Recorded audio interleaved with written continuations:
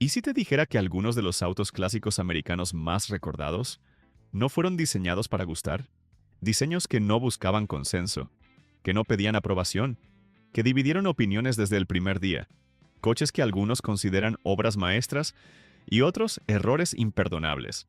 Porque hubo un momento en la historia del automóvil americano en el que el diseño dejó de ser seguro.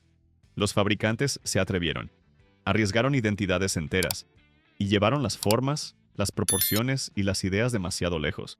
Algunos de esos autos fueron odiados en su época y hoy son íconos. Otros jamás dejaron de ser polémicos. Y aquí viene la pregunta incómoda. ¿Un diseño tiene que ser bonito para ser grandioso? En este video vamos a recorrer autos clásicos americanos que apostaron todo al diseño. 1968 a 1977, Chevrolet Corvette C3. Hoy es considerado un ícono absoluto. Pero cuando apareció a finales de los años 60, la reacción estuvo lejos de ser unánime. Su diseño parecía demasiado radical, incluso para los estándares americanos de la época. Un capó interminable, curvas exageradas, pasos de rueda inflados y una silueta que se sentía más cercana a un prototipo futurista que a un coche de producción. Para muchos entusiastas tradicionales, el Corvette había dejado de ser elegante y había abrazado el exceso. Se decía que ya no parecía un deportivo serio, que era demasiado teatral, demasiado agresivo, que Chevrolet había cruzado una línea. Y en cierto modo, eso era exactamente lo que había hecho. El C3 no fue diseñado para agradar a todos. Fue concebido para impactar, para representar una América que entraba en los años 70 con menos sutileza y más atrevimiento. Un Corvette imposible de ignorar, incluso estando detenido. Lo más interesante es que ese diseño polémico no era solo apariencia. Bajo esa carrocería discutida, el C3 podía montar motores V8 realmente respetables para su tiempo, con versiones iniciales que superaban los 300 caballos de fuerza. Aceleraba con contundencia, alcanzaba velocidades muy altas para la época y ofrecía un rendimiento acorde a su imagen agresiva. Eso hizo que la controversia fuera aún mayor, porque no se trataba solo de un coche extraño. Era un coche extraño, que cumplía. Con el paso de los años, la percepción cambió por completo. Aquello que antes se veía como exceso pasó a entenderse como identidad. Lo que dividía opiniones terminó definiendo toda una era del diseño americano. El Corvette C3 dejó de ser polémico para convertirse en referencia. Hoy, el mercado de clásicos lo confirma. Un en buen estado suele situarse entre $40,000 y $80,000, mientras que ejemplares muy bien conservados o versiones especialmente deseadas pueden superar fácilmente los $100,000. Un coche que fue criticado por atreverse demasiado, y que terminó siendo recordado precisamente por eso. 1958, Ford Edsel. Pocos nombres en la historia del automóvil americano generan una reacción tan inmediata como Edsel. Durante décadas, fue sinónimo de fracaso, de mal gusto y de una de las apuestas de diseño más incomprendidas jamás vistas en Detroit. Cuando Ford lo presentó en 1958, no estaba lanzando un simple modelo nuevo. Estaba creando una marca entera, con identidad propia, posicionada entre Ford y Mercury. La ambición era enorme, y el diseño también. La parrilla frontal fue el epicentro de la polémica. Vertical, ovalada, completamente distinta a todo lo que se veía en las calles. Para algunos era futurista y audaz. Para muchos otros era simplemente extraña, incómoda, difícil de aceptar. La prensa y el público no tardaron en burlarse de ella, y el coche quedó marcado antes incluso de tener oportunidad de explicarse. Pero reducir el Edsel a su parrilla es quedarse en la superficie. El resto del diseño también rompía con las convenciones. Líneas complejas, una mezcla de rasgos conservadores y futuristas, y una identidad visual que no se parecía ni a Ford, ni a Mercury, ni a nada conocido. Era un coche que pedía al comprador algo que el mercado de finales de los 50 no estaba preparado para dar: paciencia y apertura mental. Lo más irónico es que, técnicamente, el Edsel no era un mal coche. Ofrecía motores V8 potentes para la época, buen rendimiento en carretera y soluciones innovadoras, como mandos poco comunes y enfoques distintos al interior. El problema no fue falta de ingeniería, sino un diseño que exigía demasiado a un público que todavía quería sentirse cómodo con lo familiar. El resultado fue un rechazo casi inmediato. El Edsel pasó de ser una gran promesa a convertirse en un símbolo cultural del qué no hacer. Y su producción duró muy poco tiempo. Pero el tiempo, como suele ocurrir, fue injustamente generoso con su legado. Hoy, el Edsel ya no se mira con burla. sino con curiosidad histórica. Es estudiado como uno de los ejercicios de diseño más arriesgados del siglo XX. Un coche que se atrevió a romper moldes cuando romper moldes todavía era peligroso. En el mercado actual de clásicos, un Edsel bien conservado suele situarse entre $25,000 y $50,000. Un coche que fue ridiculizado por atreverse demasiado, y que hoy sobrevive como una de las lecciones más importantes del diseño automotriz americano. 1971 a 1973, Buick Riviera. Después del caos visual del Edsel, Buick tomó un riesgo completamente diferente. No apostó por lo extraño, apostó por lo demasiado sofisticado. Cuando el Boat Tail apareció a principios de los años 70, su parte trasera causó un impacto inmediato. Inspirada en yates de lujo y embarcaciones clásicas, esa caída pronunciada del techo y esa cola afilada no se parecían a nada que estuviera circulando en las calles americanas. Era un diseño elegante, artístico y profundamente divisivo. Para algunos era una obra de arte sobre ruedas. Para otros simplemente no tenía sentido en un coche americano. El problema no era que el Riviera fuera feo. El problema era que no encajaba. Buick era sinónimo del lujo conservador, de líneas seguras, de prestigio cómodo. Y de repente, lanzó un coche que parecía más europeo que americano, más conceptual que comercial. El Boat Tail pedía al comprador algo poco habitual en ese segmento: entender el diseño antes de aceptarlo. Lo curioso es que, debajo de esa silueta tan discutida, el Riviera seguía siendo un Buick en toda regla. Motores V8 grandes, suaves y potentes, pensados para viajar rápido y cómodo. Era un gran turismo elegante, envuelto en una carrocería que dividía opiniones desde cualquier ángulo. El público no supo muy bien qué hacer con él. Las ventas no cumplieron expectativas y el diseño fue rápidamente abandonado. Durante años, el Boat Tail fue visto como un experimento fallido, un exceso de creatividad en una época que empezaba a pedir coches más racionales. Pero el tiempo volvió a cambiar la historia. Hoy es uno de los diseños más valorados de su era. Aquello que fue considerado raro o incomprendido, ahora es visto como valentía estética. En el mercado actual, un ejemplar bien conservado suele situarse entre $50,000 y $90,000. Y las mejores unidades superan esas cifras sin dificultad. Y ahora quiero saber tu opinión. ¿Crees que el Riviera Boat Tail fue una obra de arte adelantada a su época? ¿O un diseño elegante que simplemente no debía existir en un coche americano? Déjalo en los comentarios porque este es exactamente el tipo de coche que define el espíritu de este video. 1975 a 1980, AMC Pacer. Este no parece un coche mal diseñado. Parece un coche diseñado sin miedo a nada. Desde el primer vistazo rompía todas las reglas no escritas del automóvil americano. Proporciones cortas y anchas, una carrocería inflada, casi esférica, y una superficie acristalada gigantesca que hacía que pareciera una burbuja sobre ruedas. No se parecía a un sedán, no se parecía a un coupé, no se parecía a nada conocido. Y ese fue exactamente el problema. AMC no buscaba crear un coche bonito, buscaba crear un coche distinto. Un vehículo compacto, moderno, pensado para un futuro donde el consumo, la visibilidad y la seguridad serían prioridades. El Pacer estaba adelantado conceptualmente, pero visualmente era demasiado para el público de mediados de los años 70. La reacción fue inmediata y polarizada. Algunos lo veían como algo fresco y futurista. La mayoría simplemente no sabía cómo reaccionar. Su diseño era tan extremo que anulaba cualquier intento de neutralidad. Nadie era indiferente al Pacer. O lo odiabas al instante, o te intrigaba profundamente. No había término medio. Lo más irónico es que, desde el punto de vista funcional, muchas de sus ideas tenían sentido.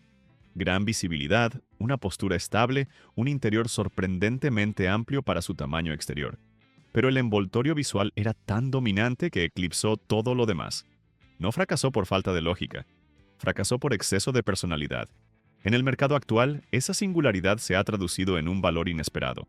Un AMC Pacer bien conservado suele moverse entre $20,000 y $40,000, con ejemplares muy originales o en estado excepcional, alcanzando cifras superiores.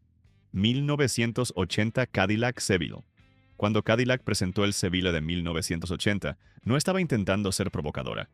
Estaba intentando ser europea, sofisticada y moderna. Y justamente ahí empezó el problema. La parte trasera del coche, conocida como Bustleback, rompía por completo con todo lo que el público asociaba a Cadillac. Esa forma elevada, casi cuadrada, inspirada en sedanes de lujo europeos, chocaba frontalmente con la idea clásica de elegancia americana. Larga, fluida, imponente. Para muchos, el coche parecía mal terminado. Para otros, directamente parecía un error de diseño. Lo curioso es que, en términos de posicionamiento, el Seville tenía todo para triunfar.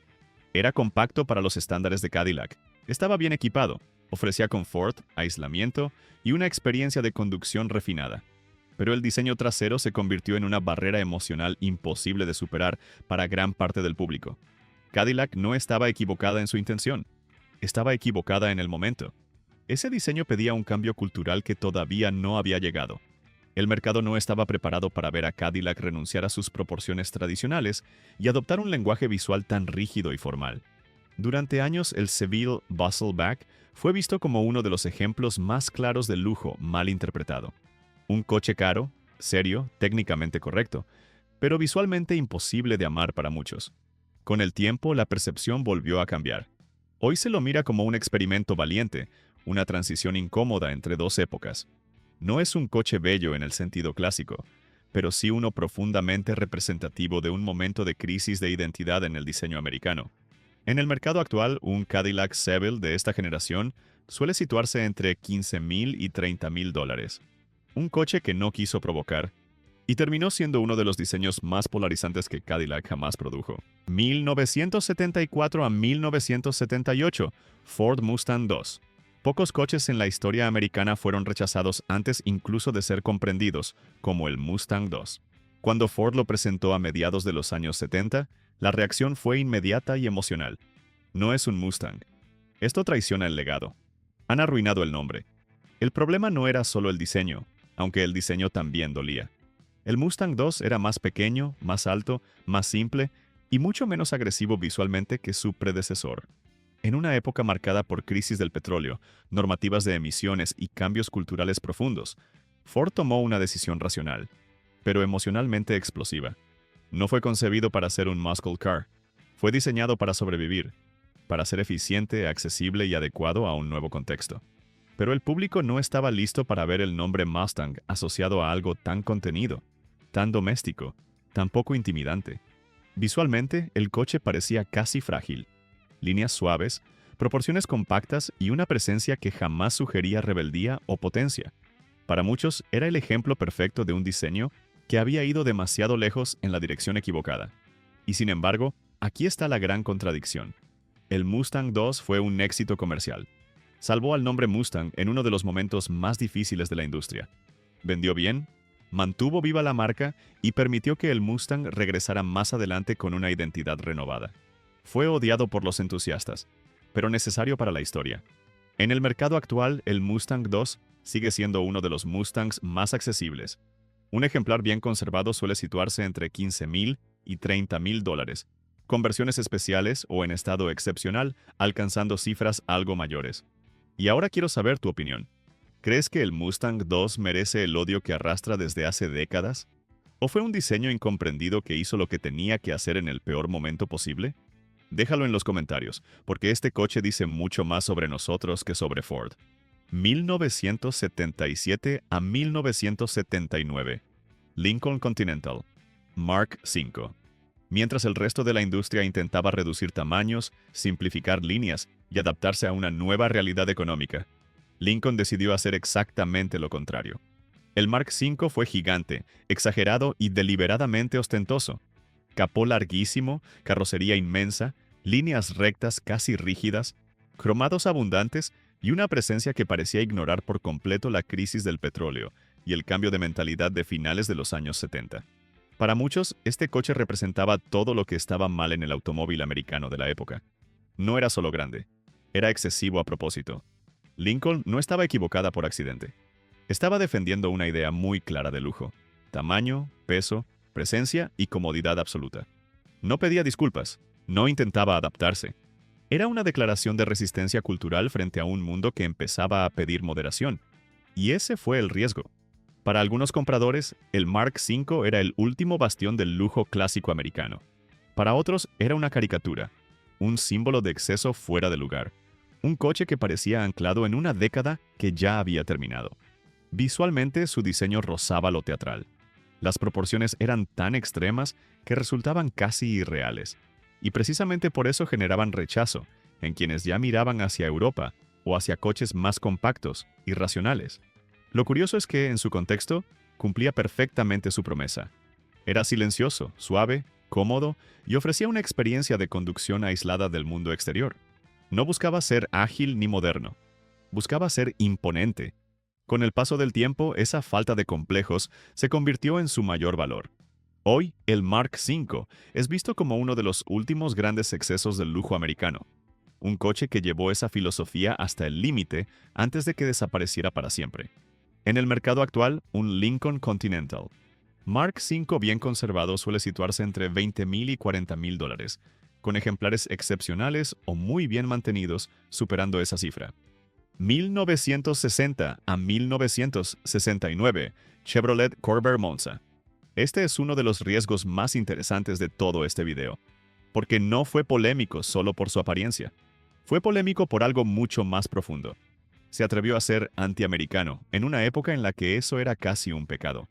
Mientras Detroit seguía apostando por coches grandes, pesados y con motores V8 delante, Chevrolet lanzó un compacto con una idea que parecía sacada de Europa. Motor atrás, líneas limpias, proporciones diferentes y un comportamiento que no se sentía como el de un sedán americano tradicional. Para algunos era moderno y elegante. Para otros era un coche raro que no encajaba en el ADN del país. El Monza, en particular, refinó esa propuesta y la volvió atractiva. No era solo un compacto experimental. Era un Corvair con intención estética, con un toque juvenil y con una identidad más aspiracional. Y ahí está el riesgo. Chevrolet estaba intentando convencer al público de que un coche pequeño y distinto podía ser deseable. Pero el debate real explotó por su configuración y su reputación. El Corvair quedó marcado por la controversia pública sobre seguridad y por la discusión alrededor de su comportamiento dinámico. Eso convirtió al coche en un símbolo incómodo. Para algunos, prueba de que Detroit podía innovar. Para otros, ejemplo de que innovar era peligroso. Y lo más irónico es que ese diseño, hoy, se siente mucho más coherente de lo que se sintió en su momento. Su estética es limpia, simple, casi atemporal dentro de lo que eran los años 60.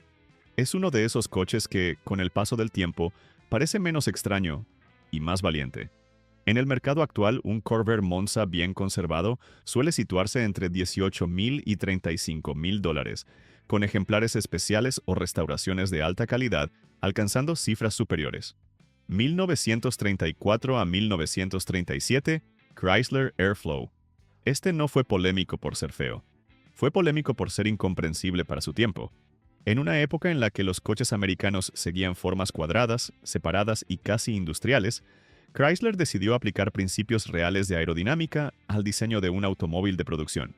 El resultado fue un coche bajo, redondeado, fluido, con proporciones completamente distintas a todo lo que circulaba en los años 30. Para la mentalidad de la época, el Airflow parecía extraño, blando, incluso incorrecto. Muchos compradores desconfiaban de él solo por su apariencia. No parecía sólido, no parecía correcto, no parecía lo que un coche debía ser. Y ahí estuvo el error del mercado. Porque técnicamente el Airflow estaba años por delante. Su diseño aerodinámico mejoraba la estabilidad a alta velocidad, reducía el ruido del viento y ofrecía una experiencia de conducción más segura y refinada que la mayoría de sus contemporáneos. No era solo diseño por diseño, era ingeniería aplicada a la forma. Pero el público no estaba preparado. El Airflow pedía algo muy difícil, aceptar un coche que no se parecía al pasado. Y eso en aquel momento era demasiado. Las ventas fueron decepcionantes y Chrysler se vio obligada a abandonar rápidamente el concepto. No porque fuera malo, sino porque era demasiado avanzado. Con el tiempo, la historia fue implacablemente justa. Muchas de las ideas que el Airflow introdujo se convirtieron en estándar décadas después. Aquello que fue rechazado terminó definiendo el futuro del diseño automotriz. Hoy, el Chrysler Airflow es considerado uno de los coches más importantes de la historia del automóvil americano. No por su éxito comercial, sino por su valentía conceptual. En el mercado actual, un Airflow bien conservado suele situarse entre $70,000 y $120,000, con ejemplares excepcionales, alcanzando cifras aún mayores. 1970, Plymouth Superbird. Este coche no fue diseñado para gustar, fue diseñado para ganar. Y eso se nota desde cualquier ángulo. El enorme morro aerodinámico, el alerón trasero absurdamente alto y las proporciones completamente fuera de escala hicieron que, desde el primer día, el Superbird pareciera un coche equivocado para el uso cotidiano. Muchos lo llamaron grotesco. Otros directamente se reían de él. Para la calle, parecía un chiste demasiado caro. Pero el Superbird no nació para los semáforos. Nació para NASCAR. Cada una de esas decisiones visuales tenía una función clara: reducir resistencia al aire, aumentar estabilidad a alta velocidad y permitir que Plymouth compitiera al más alto nivel en las pistas. El problema es que, para poder correr, tuvieron que homologarlo. Y eso significó venderlo al público tal cual era. El resultado fue uno de los coches más radicales jamás matriculados. Visualmente, cruzó todas las líneas aceptables del diseño automotriz tradicional. No era elegante, no era discreto, no intentaba integrarse. Era pura función convertida en forma, sin ningún filtro estético para el gusto popular. Y sin embargo, debajo de esa apariencia casi caricaturesca, el Superbird era brutalmente efectivo. Con motores V8 de alto rendimiento, incluyendo versiones Hemi, alcanzaba velocidades que ningún coche de producción americano había logrado antes. En pista, era dominante. En la calle, incomprendido. El público no supo qué hacer con él. Las ventas fueron bajas. Muchos concesionarios tuvieron que ofrecer descuentos para mover unidades. El coche era demasiado extremo, demasiado específico, demasiado honesto con su propósito. Con el tiempo, esa honestidad se convirtió en leyenda. Hoy, el Plymouth Superbird es uno de los clásicos americanos más deseados y valiosos del mundo. En el mercado actual, un ejemplar auténtico puede superar fácilmente los $300,000. Un coche que fue ridiculizado por su diseño y que terminó siendo venerado precisamente porque nunca pidió permiso para existir. Llegados a este punto, queda claro que estos coches no fueron errores casuales. Fueron decisiones conscientes. Algunos fueron odiados desde el primer día. Otros necesitaron décadas para ser comprendidos. Y unos pocos siguen dividiendo opiniones incluso hoy. Y ahora quiero saber tu opinión final. De todos los coches que vimos hoy, ¿cuál crees que llevó el diseño demasiado lejos? ¿Y cuál merecía ser defendido desde el principio? Déjalo en los comentarios, porque este video no se completa sin ese debate. Y si te interesa entender hasta dónde podía llegar el atrevimiento en otra dimensión, te recomiendo ver el video que aparece en pantalla ahora mismo. Allí hablamos de los muscle cars más caros de los años 60. Coches tan extremos en precio como estos lo fueron en diseño. Máquinas que no solo desafiaron el gusto, sino también el bolsillo de su época. Haz clic y continúa con nosotros explorando las decisiones más arriesgadas de la historia del automóvil americano. Nos vemos en el próximo video.